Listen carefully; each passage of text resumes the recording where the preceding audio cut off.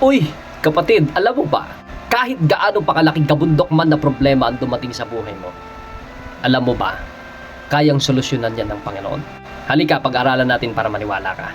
Minsan parang gulayat ang problema natin. Malaki, nakakatakot, tila ba imposibleng ito'y malampasan at malabanan. Tulad ni David, kahit siya'y maliit at simple lang, nakayanan niyang maging matapang at nakayanan niyang labanan ang gulayat na kanyang kinaharap. Sa pamamagitan ng kanyang tiwala sa ating pong Panginoon, lumaban siya nang hindi po nag-iisa. Kaya sa puntong ito kapatid, kailangan natin si Jesus sa ating buhay. Minsan, tayo ay nagiging mahina, madaling ma-disappoint, madaling mapagod, kasi kulang tayo sa pananampalataya.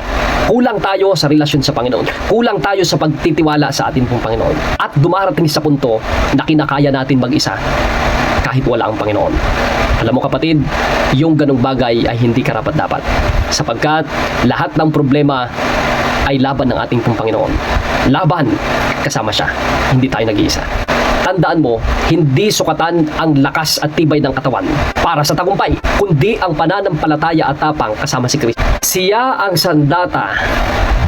Kahit sa maliit na para, ay pwede nating talunin ang napakalaking higanting problema na maaring dumating sa ating buhay.